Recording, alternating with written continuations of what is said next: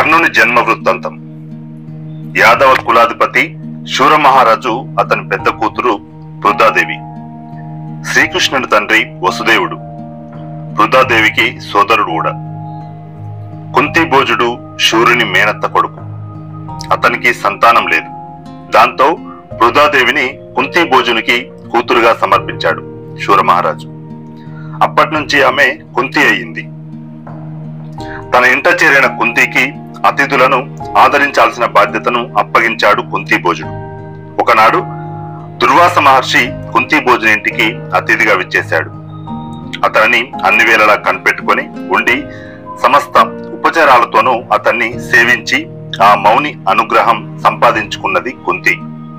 ఫలితంగా ఆమెకు ఒక దివ్య మంత్రాన్ని ఉపదేశించాడు దుర్వాస మహర్షి. ఆ మంత్ర ప్రభావంతో ఎలాంటి మహనీయ దైవంనైనా పుత్రుని కటాక్షించాల్సిందే. అయితే ఆపద్ధర్మంగా మాత్రమే మంత్రాన్ని వినియోగించుకోవాల్సిందని తెలియజేశాడు ఆ మౌని. అయితే ఆ మాట చెవిన పెట్టలేదు కుంతి. మంత్ర ప్రభావాన్ని, ఫలితాన్ని తెలుసుకోగోరి ఒకనాడు కుంతి సూర్యోదయానికి పూర్వమే గంగా తీరానికి చేరుకుంది. అక్కడ అభ్యంగన స్నానమాచరించి తొలితగా దుర్వాస మహర్షి తనకు అనుగ్రహించిన మంత్రం జపించింది. తర్వాత లోక బాంధవుడైన సూర్యునికి ఆర్ఘ్యం సమర్పించింది. ప్రభాకర, నీలాంటి కొడుకును కటాక్షించు అని ప్రార్థించింది. అంతే, మరుక్షణంలో సౌమ్య రూపాన సూర్యుడు ప్రత్యక్షమయ్యాడు. నీ కోరిక నెరవేరుతుంది అన్నాడు. సూర్యుడు ప్రత్యక్షమవడం, ఆశించింది నెరవేర్స్తానడం కుంతికి భయాన్ని కలిగించింది. తప్పైపోయింది స్వామి, అజ్ఞానంతో మిమ్మల్ని ఆహ్వానించాను, నా అపరాధాన్ని మన్నించండి అని వేడుకుంది.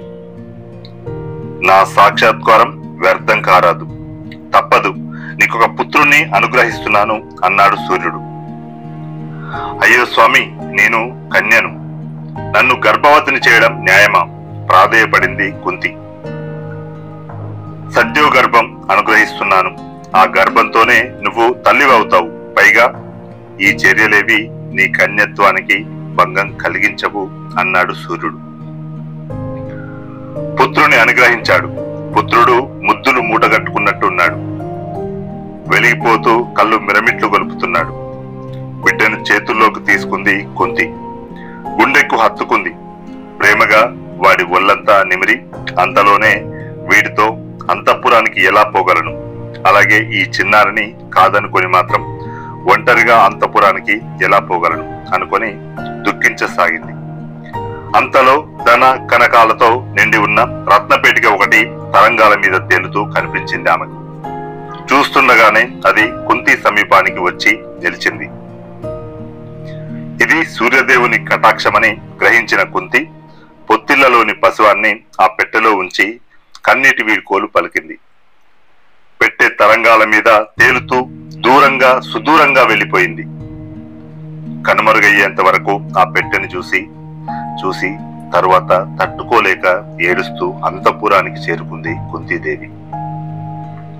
రత్నపేటిక నదీ తరంగాల మీద తేలియాడి ప్రయాణించి తీరానికి స్నానార్థమై వచ్చిన ఓ సూతిని చేతికి చిక్కింది. ధనకణాలతో పాటు అంతకు మించి అబ్బురంగా వెలిగిపోతున్న అందులోని పసివాణ్ణి చూసి ఆనందపడి పెట్టెతో పాటుగా పిల్లాన్ని ఇంటికి తరలించుకుపోయాడు ఆ సూతుడు. భార్య రాధాదేవికి కానుకగా సమర్పించాడు. వారికి అంతవరకు పిల్లలు లేరు. ఇప్పుడు ఈ పిల్లాడు దొరకడంతో వారు తల్లిదండ్రులయ్యారు. కర్ణుడని పిల్లాడికి పేరు పెట్టారు. అమూల్య రత్నరాశులతో లభించడం వల్ల కర్ణునికి వసుసేనుడు అని మరో పేరు కూడా ఉంది. రాధాదేవి పెంపకంలో పెరిగినందున రాధేయుడు కూడా అయ్యాడు. కుంతికి స్వయంవరోత్సవం ప్రకటించారు. దేశాల రాజులు ఆ స్వయంవరానికి విచ్చేశారు. పాండురాజు కూడా వచ్చాడు. మహా తేజోవంతుడైన పాండురాజును చూసి అతన్ని వరించింది కుంతి. పాండురాజుకి మరో సుందరితో కూడా వివాహం జరిపించాలని తలచి మద్ర రాజతనయ మాద్రితో అతని వివాహాన్ని జరిపించాడు భీష్ముడు. ఒక పక్క ఇద్దరు భార్యల ముద్దుల భర్తగా పాండురాజు కాపురం చేస్తూనే మరోపక్క వివిధ దేశాల మీదకు దండెత్తి వాటిని లోబర్చుకున్నాడు. రాజ్య విస్తరణలో ముందుకు దూసుకుపోయాడు. నేల 4 చెరుగుల కౌరవ కీర్తి పతాకాన ఎగిరవేశాడు. ఒకనాడు మృగయోత్సాహంతో అడవిలో తిరిగాడిన పాండురాజుకు ఆనాడెందుకో ఒక్క జంతువు కూడా చిక్కలేదు. ఎదుట పడిన ప్రతి జంతువు అదృశ్యమై పొదలలో దాగి ప్రాణాలు దక్కించుకోసాగింది. వెతగ్గా ఆఖరకు గాఢానురక్తితో సుఖిస్తున్న ఓ లేళ్ల జంట కనిపించింది. కనబడిందే ఆలస్యం. పాండురాజు ఆ మృగమిథునంపై శర పరంపర ప్రయోగించాడు.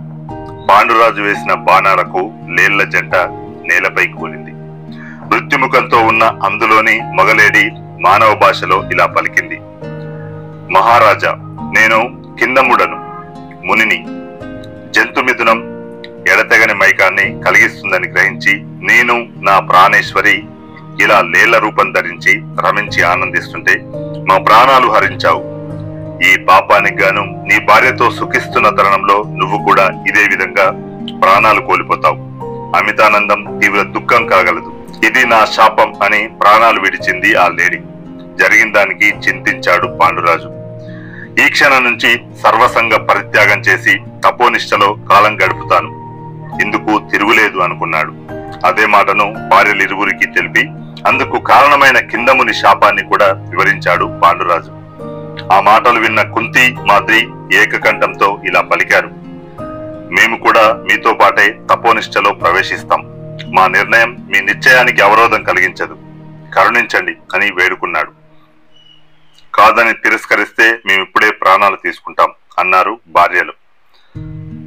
భార్యల మనోగతం, మనోనిశ్చయం గుర్తించి అందుకు అంగీకరించాడు పాండురాజు.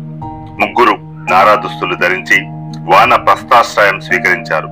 కందమూలాలు, ఫలాలను స్వీకరించసాగారు. ఆపై తమ ఆశ్రమ స్వీకార వృత్తాంతాన్ని భీష్మాది కురువృద్ధులు అందరికీ తెలియజేశారు.